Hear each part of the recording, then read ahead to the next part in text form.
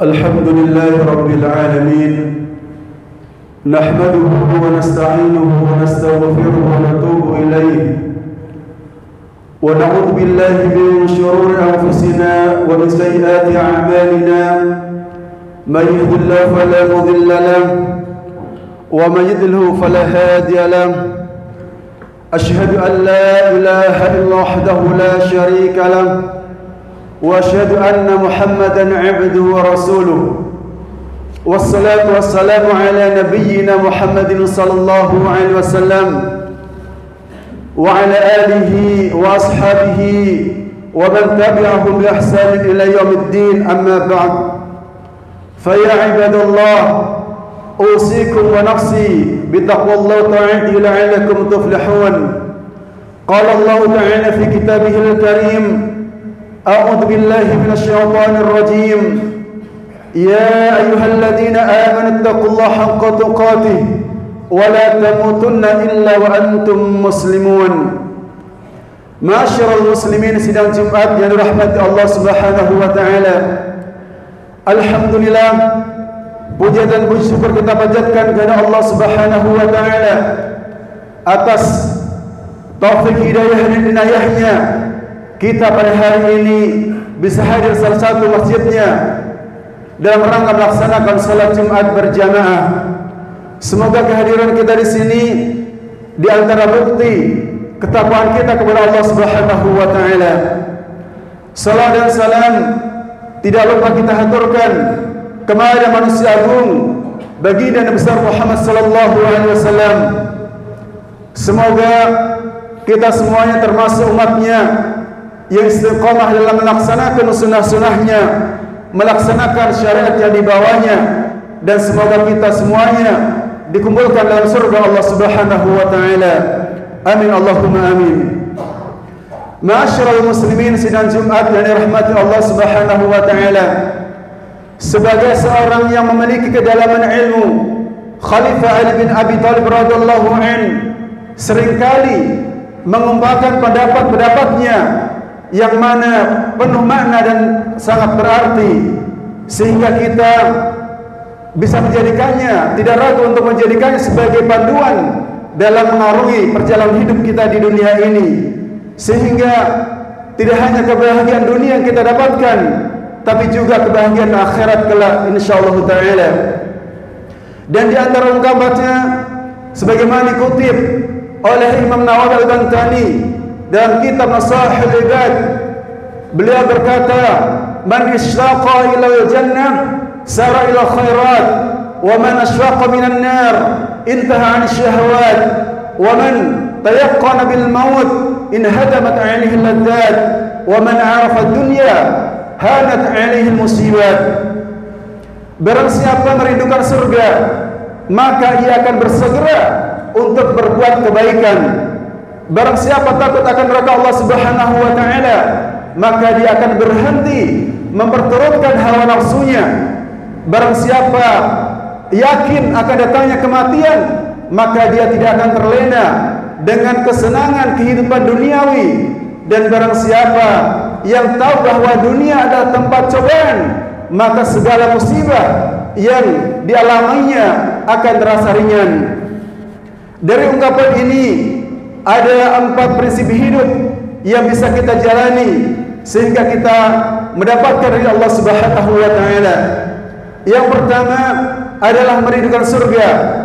Kita sepakat bahwa setiap muslim pasti berkeinginan untuk masuk ke surga Allah Subhanahu wa taala. Surga adalah tempat kembali di akhirat yang penuh dengan kenikmatan, yang penuh dengan kesenangan. Dan sebaliknya neraka adalah tempat kembali di akhirat kelak yang penuh azab, penuh siksa, yang kesengsaraannya tak dapat kita bayangkan. Oleh karenanya surga adalah tempat yang amat sangat dirindukan oleh setiap muslim. Akan tetapi kerinduan kita terhadap surga janganlah hanya sebagai khayalan belaka.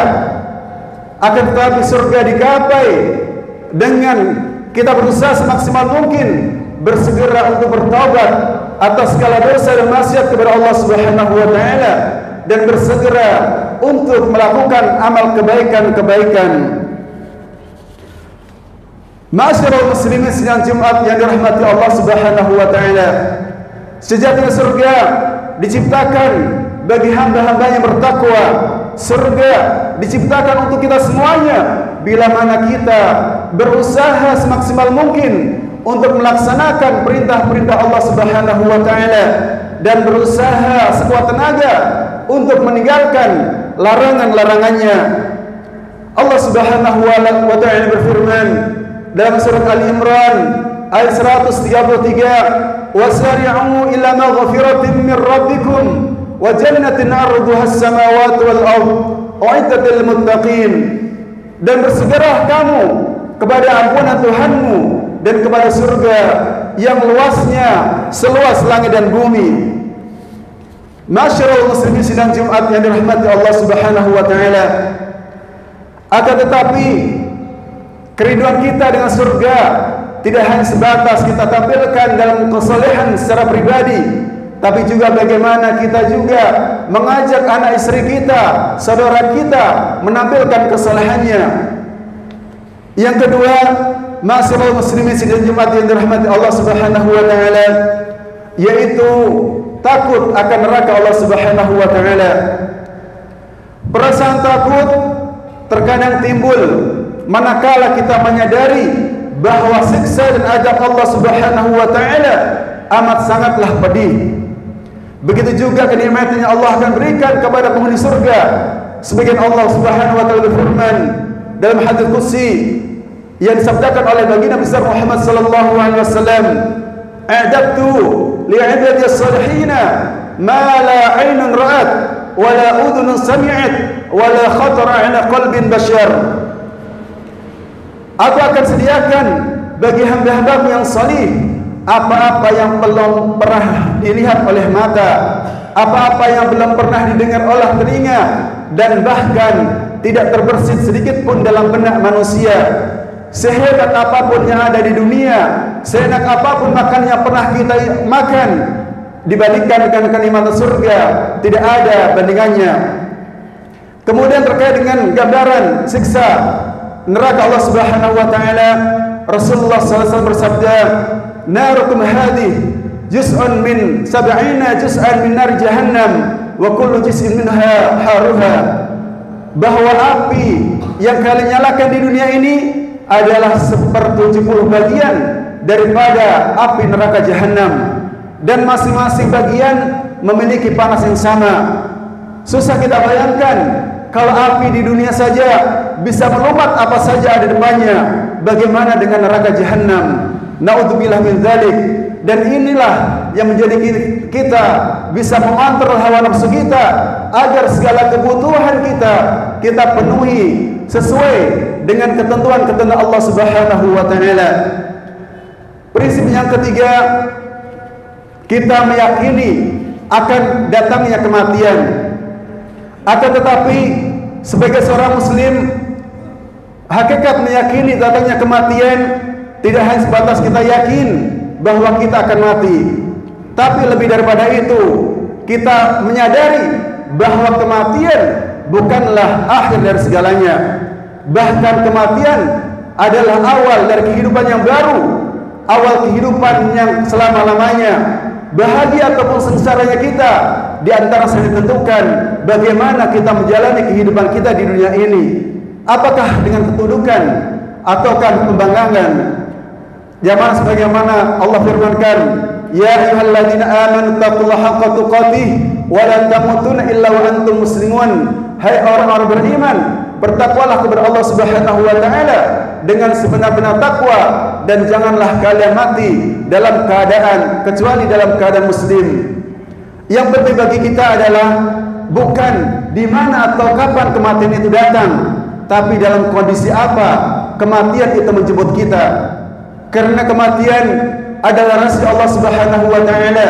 Tidak ada seorang pun yang tahu. Orang tua ataupun sakit bukanlah sebagai syarat kematian, ketika ajal datang maka tidak bisa dimundurkan ataupun dimajukan sedikit pun. Oleh karenanya sebaik-baik penjagaan kita adalah kita senantiasa bertakwa dimanapun kita berada, apapun posisi kita. Sebagaimana sabda Rasulullah SAW, ittaqillaha haitsuma kunta wa atbi sayyi'ata hasanatan tamhuha wa khaliqin nas bi khuluqin hasanin. Bertakwalah kalian dimanapun kalian berada, dan ikutilah keburukan dengan kebaikan, niscaya akan menghapuskannya. Wa khaliqin nas, dan pergaulilah manusia dengan akhlak yang baik.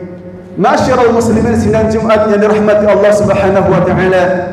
Prinsip yang keempat adalah kita meyakini bahwa dunia adalah tempat cobaan.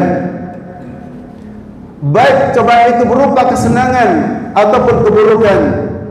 Allah Subhanahu wa taala berfirman, "Kullu nafsin dha'iqatul maut wa la nabluukum bisyarri wal khairi fitnah wa ilaina turja'un." Bahwa setiap yang bernyawa pasti akan mengalami kematian, dan akan kami coba dengan keburukan kebaikan sebagai ujian, dan kepada kamilah kamu dikembalikan. Masyarul muslimin dan Jumat yang dirahmati Allah Subhanahu wa taala, yang perlu kita pahami bahwa kesenangan itu juga termasuk ujian dari Allah Subhanahu wa taala. Bagaimana dalam sejarah banyak orang-orang yang ketika diuji dengan kemelaratan, kemiskinan, ia bertakwa kepada Allah Subhanahu wa taala, ia dalam kondisi takwa. Tapi ketika diuji dengan harta benda yang banyak, dia lupa akan Allah Subhanahu wa taala. Cukuplah Qarun sebagai contohnya, bagaimana ketika dia miskin, dia bertakwa kepada Allah Subhanahu wa taala, tapi ketika dia kaya raya, dia membanggakan Allah Subhanahu wa taala sehingga harta bendanya, keluarganya dibenamkan ke dalam bumi. Masyarul muslimin sidang Jumat yang dirahmati Allah Subhanahu wa taala. Inilah 4 prinsip hidup yang mungkin bisa kita laksanakan. Mudah-mudahan tidak hanya kebahagiaan dunia yang kita dapatkan, tapi juga kebahagiaan akhirat. Barakallahu li wa lakum fil Qur'anil azim, wa nafa'ani bima fihi ayati wa dzikril hakim, wa taqabbalallahu minna wa minkum tilawatahu innahu ghafur.